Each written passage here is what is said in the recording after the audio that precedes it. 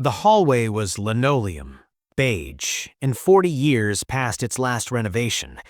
The smell hid in layers.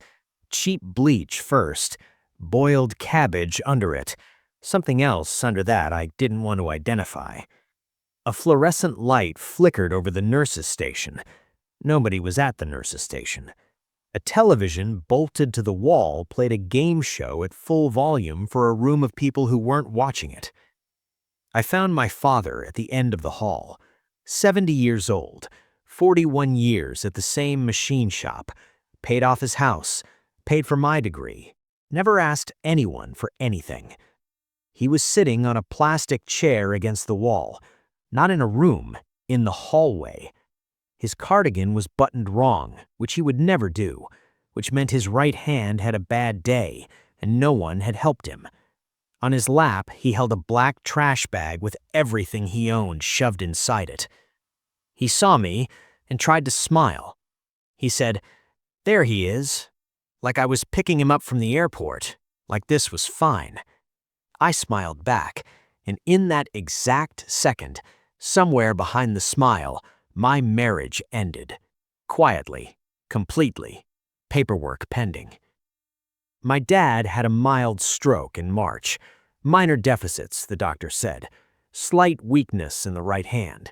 He needed light supervision, not care, so I moved him into our guest room. Here's the complete list of trouble he caused. None. He got up at 6, made his own tea, read in the garden until lunch, washed his own cup, dried it, put it away. He was so determined not to be a burden that he apologized for the sound of his newspaper. Sarah managed to be burdened anyway. My wife treats our house as a set, every room staged, every surface photographed. She once returned a couch because it argued with the rug. So a 70-year-old man in corduroy slippers was, in her words, a lot visually. She complained about the slippers on the hardwood. She complained about the smell of his tea, plain black tea, the most invisible smell on earth. She said the phrase, "He takes up so much space," about a man who occupied one chair and one garden bench, both silently. And she wanted the guest room. She'd been planning a Pilates studio for a year. Mirrors, cork floor, a ring light. She showed me mood boards. The room had a person in it now, and she looked at him the way you look at furniture that argues with the rug. I flew out on a Tuesday, 4 days, client site, back Saturday afternoon. The house was wrong the moment I opened the door. Too quiet. No kettle. No newspaper folded on the garden bench. His slippers weren't by the back door, and his slippers were always by the back door. Sarah came down the stairs with a glass of wine and a rehearsed sigh. She put her hand on my chest. "Don't be upset. I made the hard choice for his own good. It was so exhausting, babe. I found him a facility. He's settled. It's done." Exhausting? The man made his own tea and apologized for his newspaper. I asked one question. Which facility? She waved her hand and said the name like it didn't matter. I looked it up in the truck. It mattered. It was a state-run warehouse 40 minutes away, 1.5 stars, understaffed, 3 citations in 2 years. It was also the only place in the county with same-day intake and no wait list. That's the detail I want you to hold on to. She didn't research a home for him. She researched the fastest possible disposal. He was gone by Wednesday morning. I was gone 1 day. I drove there. I walked the beige hallway. I found him in the plastic chair with the trash bag. I signed him out in 20 minutes. In the truck, he kept apologizing. To me, he said, "I didn't want to cause a fuss." Sarah seemed very stressed. 41 years at a machine shop, and he was worried about her stress? I didn't take him home. Home wasn't safe yet. Not because of any danger, but because I don't run demolition with civilians on site. I checked him into a 5-star hotel downtown, a suite, garden view terrace, room service, a bathtub with rails. He argued about the price until I told him it was on points. It wasn't on points. He settled into the armchair by the window, and I ordered him tea and a club sandwich and told him I had some things to sort out at the house. "Take your time," he said. He was already eyeing the terrace. Then I drove home, and I want to describe what I felt on that drive accurately. Nothing. No heat. No shaking hands. Just a checklist assembling itself, item by item, in clean, numbered order. Cold procedure. It's the same feeling as reviewing a contract. Sarah was in the guest room when I walked in. My father's bed was already stripped.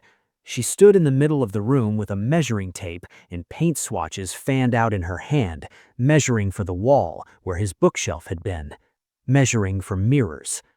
She turned and had the grace to look uncertain for half a second. I said, "You did what you had to do." She exhaled. She smiled. She crossed the room and kissed my cheek and said, "Thank you for understanding. Eucalyptus or sage for the walls?" "Sage," I said. She slept soundly. I finalized the checklist. Sunday, 10 a.m. Sarah left for brunch. Bottomless mimosas with the girls, a standing 3-hour minimum.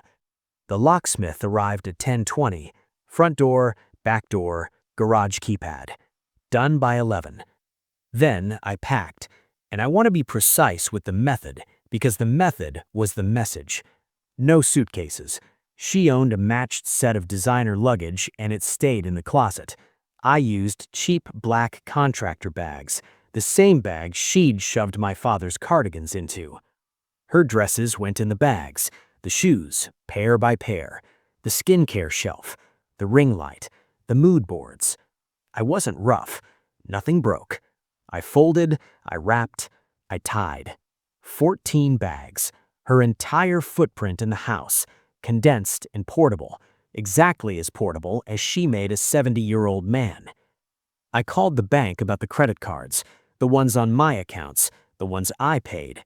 Canceled. Her name, her problem now. Then the drive. Sarah hasn't spoken to her mother in 5 years. She calls her toxic, manipulative, and impossible to live with. And from what I saw at our wedding, the diagnosis is accurate.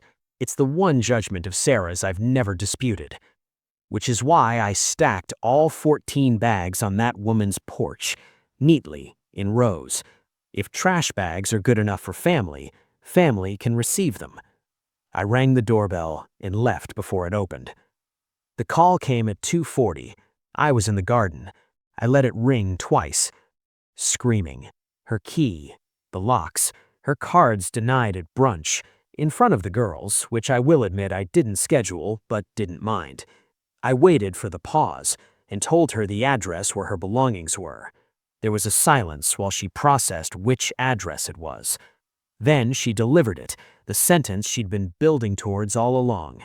"You're making me homeless over an old man?" I looked across the garden.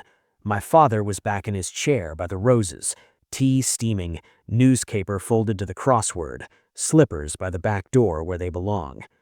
"No," I said. "I found you a facility. Same-day intake, no wait list. It's done."